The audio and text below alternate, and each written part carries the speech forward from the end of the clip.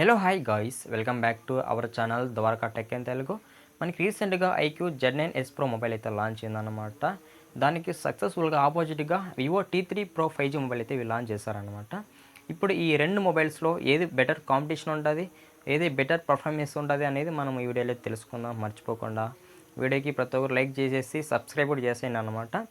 మనకి ఈ Vivo T3 Pro 5G mobile మనకి 2 కలర్స్ రాబోతుంది అనమాట. ఒకటైతే శాండ్స్టోన్ ఆరెంజ్ అనమాట. ఇది మనకి బిల్ట్ ఇన్ క్వాలిటీ చూసినట్టయితే వేగన్ లెదర్తో వస్తుంది. అలాగే ఇంకో కలర్ వచ్చినట్టయితే ఎమర్లడ్ గ్రీన్ అనమాట. ఇది మనకి మెటల్ ఫినిష్తో వస్తుంది అని చెప్పొచ్చు అనమాట. మనకి 2 కలర్స్ మనకి అవైలబుల్ ఉంటాయి.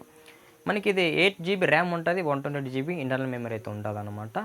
ఇది మనకి బేస్ పాయింట్ అని చెప్పొచ్చు. ఇంకా మనకి ఎక్కువే ఉంటుంది, అంటే 8+256 ఇలా కూడా ఉంటుంది అనమాట.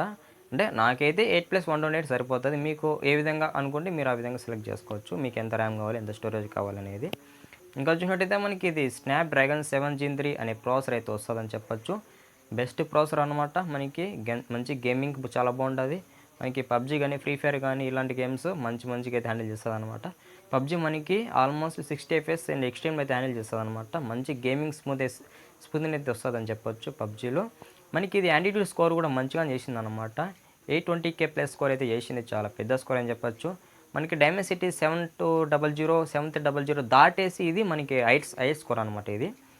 ఇంకా చూసినట్టయితే మనకి ఇక్కడ కెమెరా డిపార్ట్మెంట్కి వచ్చినట్టయితే మనకి ఇది 2 కెమెరాస్ ఉంటాయి, ఒక ఫ్లాష్ అయితే ఉంటుంది అనమాట. ఇది కెమెరా డిపార్ట్మెంట్.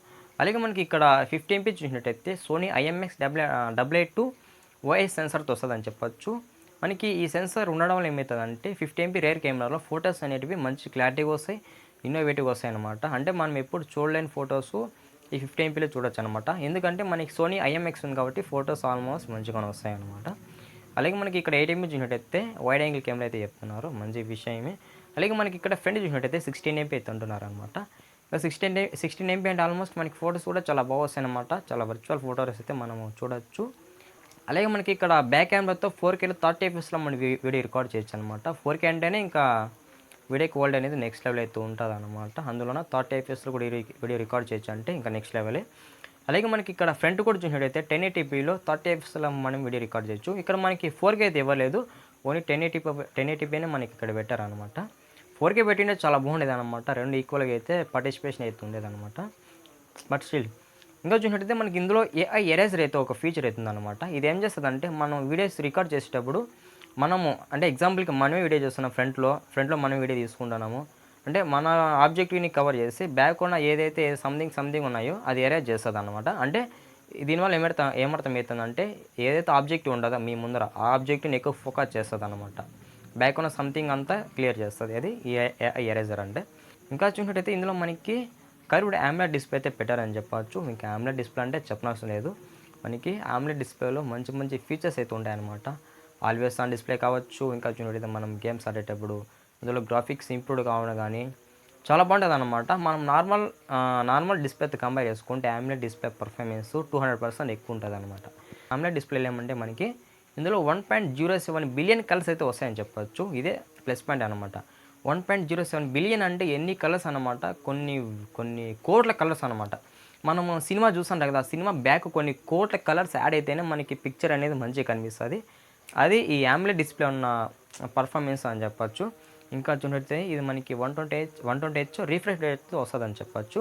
120Hz అంటే ఆల్మోస్ట్ మనకి స్క్రీన్ కూడా చాలా స్మూత్గా అయితే ఉంటుంది అనమాట. ఇందులో మనకి 90 ఉంటుంది, 120 ఉంటుంది అనమాట. రెండిట్లో ఏదైనా సెలెక్ట్ చేసుకోవచ్చు. మనకి 90 పెట్టుకుంటే ఏమవుతుందంటే స్క్రీన్ బ్రైటర్ అనిపిస్తుంది అనమాట, స్మూత్నెస్ అయితే ఉండదు. అది మీరు 120Hz పెట్టుకుంటే మీకు స్క్రీన్ చాలా స్మూత్ ఫీలింగ్ అయితే వస్తుంది అనమాట. ఇంకా చూసినట్టయితే ఇందులో మనకి 4500 నీట్స్ పీక్ బ్రైట్నెస్ అయితే ఉందన్నమాట మనకి డిస్ప్లేలో, చాలా ఎక్కువ బ్రైట్నెస్ అని చెప్పొచ్చు. ఇంకా చూసినట్టయితే ఇందులో మనకి 0.749 సెంటీమీటర్స్ అల్ట్రా స్లిమ్ అయితే చెప్తున్నారు అనమాట. ఈ మొబైల్ చాలా స్లిమ్గా ఉంటుంది.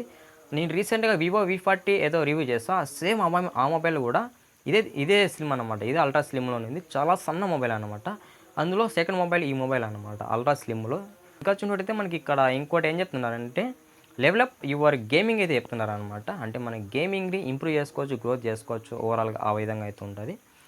ఇంకా అంతేకాకుండా ఇందులో మనకి 4T గేమ్ వైబ్రేషన్ అవుతుంది అనమాట. మనకి అంటే మనం గేమ్స్ ఆడేటప్పుడు 4T గేమ్ వైబ్రేషన్ అయితే వస్తుందని చెప్పొచ్చు. అలాగే ఇందులో మనకి 5500 mAh బ్యాటరీ కూడా పెట్టారనమాట, మంచి విషయమే. 5500 నుండి ఆల్మోస్ట్ ఎంత లేదన్నా కూడా 2 డేస్ ఆర్ 1.5 డే అయితే వాడుకోవచ్చు అనమాట. మీరు నార్మల్ యూజెస్ అయితే 2 డేస్ అయితే వాడుకోవచ్చు. ఒకవేళ మీరు గేమ్స్ ఆడుతున్నారంటే నాకు తెలిసి 1 డేనే వస్తుందన్నమాట. 1 డేకి 2 టైమ్స్ అయితే ఛార్జ్ చేసుకోవాలి.